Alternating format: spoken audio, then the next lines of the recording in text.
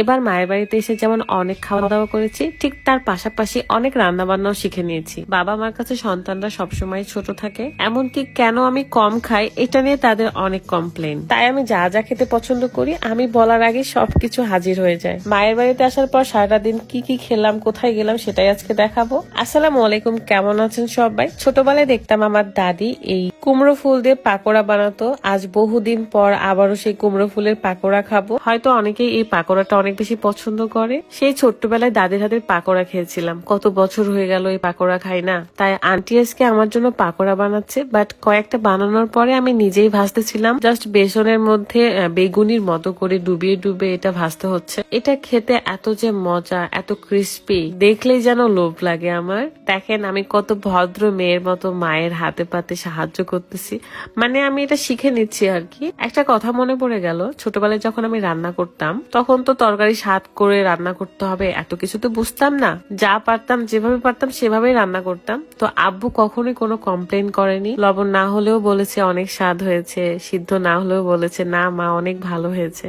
মানে আমি আমার আব্বুকে অনেক বেশি মিস করছি। এটাই হলো আমার বাবার ভালোবাসা। খুব তাড়াতাড়ি আমি আগে বাবার বাড়িতে যাব আব্বুকে দেখতে, তার আগে মায়ের হাতের মজার মজার খাবারগুলো খেয়ে নি। ইলিশ মাছ, বেগুন ভর্তা, আলু ভর্তা, সিম ভর্তা সবকিছুই রান্না করেছিল।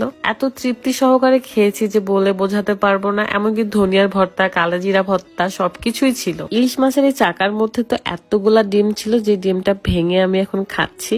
একটুখানি পাইলস কেয়ার নিয়ে কথা বলবো, কারণ এটা নিয়ে কম বেশি সবাই ভুগছেন। পাইলস নিয়ে যারা সমস্যায় আছেন তাদের সহজ সমাধান হলো এই পাইলস কেয়ার পাউডারটা। প্যাকেটের গায়ে লিখাই আছে এটা পাইলস ভিতর থেকে সমাধান করে, টয়লেট পরিষ্কার করে, ক্ষতিকারক টক্সিন বের করে দেয়, ভেতরে যদি কোনো প্রকার ক্ষত থাকে সেটাও কিন্তু শুকিয়ে ফেলে। মাত্র 4 থেকে 5 দিনে টয়লেটের ছাপ পরিষ্কার করে ফেলবে। খাওয়ার নিয়মটাও খুব সহজ। খালি পেটে 1 গ্লাস হালকা গরম পানিতে 1 চামচ পাইলস কেয়ার মিক্স করে 10 মিনিট পরে খেয়ে নিতে হবে, প্রতিদিন 2 বার। Haven of Pravin beauty Facebook page থেকে আপনারা পাইলস কেয়ারটা পেয়ে যাচ্ছেন। পেজটা ক্যাপশনে থাকবে, চেক করে নেবেন। এই তো পাইলস নিয়ে আর চিন্তা নেই, ঘরে বসে সহজ সমাধান। মুন্সিগঞ্জে এসেছি প্রায় 5-6 দিন হয়েই গেল। আর পেছনে কিন্তু আমার রুকায়া মাটাকে দেখতে পাচ্ছেন, ও চেয়ার টেনে নিয়ে গেছে বেসিনের কাছে, যে হাত ধুচ্ছে মুখ ধুচ্ছে, মানে সে খুব মজায় আছে নানুর বাড়িতে এসে। এদিকে আমার কোক ছাড়া চলেই না। কোকটা নর্মাল ছিল তাই আমি আইস দিয়ে কোকটা খাচ্ছি, মানে ঠান্ডা না হলে আমি কোক খেতেই পারি না।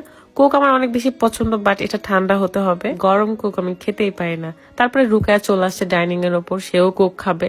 কিন্তু আমার মেয়েটা এখন আর তেমন কোক খায় না, আগে প্রচুর খেত। তো খাওয়া দাওয়া শেষ করে রেস্ট নিয়ে আমি আমার একটা ড্রেস চাপাইতে আসছি, মানে এটা অনেক ঢিলা ছিল, দেন ঠিকঠাক করতে দিলাম দর্জির দোকানে। তারপর আমার এই ছোট ভাই সিয়ামের সাথে চলে গেলাম একটু চা খেতে। সে আমাকে মুন্সিগঞ্জের স্পেশাল স্ট্রিট ফুড খাওয়াচ্ছিল, তার মধ্যে প্রথম হলো এই দুধ চা। সিয়ামের একটা ক্রাশ ছিল যেটার সাথে করে আমরা ঘুরে বেড়াচ্ছিলাম, মানে হচ্ছে এই বাইকটা। টুকটাক বাজারে যে কাজগুলো ছিল সেগুলোতে আমরা বাইকে করেই যাচ্ছিলাম। আমার বাইকে করে ঘুরতে অনেক বেশি ভালো লাগে। চা খাওয়া শেষে চলে যায় মামা ভাগ্নের বালুর চর নামের একটা জায়গাতে, যেখানে একটা সুন্দর হোটেল আছে আর এখানে বিফ হালিম রয়েছে, যেটা খেতে আমার অনেক মজা লাগছে গাইস। এমনকি তারা হালিমের সাথে নান রুটিও দেয়। আমি কখনো নান রুটির সাথে হালিম খাইনি, বাট আজকে যখন ট্রাই করেছিলাম তখন অনেক ভালো লাগছে আমার। এই হোটেলটা একদমই বিলের ধারে, তাই পরিবেশটা দেখতে খুবই বেশি ভালো লাগতেছিল আমার। তার মধ্যে বিফ হালিম তো একদম জমি ক্ষীর হয়ে গেছে। হালিম খাওয়া শেষে চলে যায় তারই পাশে একটা রেস্টুরেন্টে, যেটার নাম মামা ভাগ্নের বালুর চর। এখানে ফার্স্ট টাইম আমি এমন একটা চা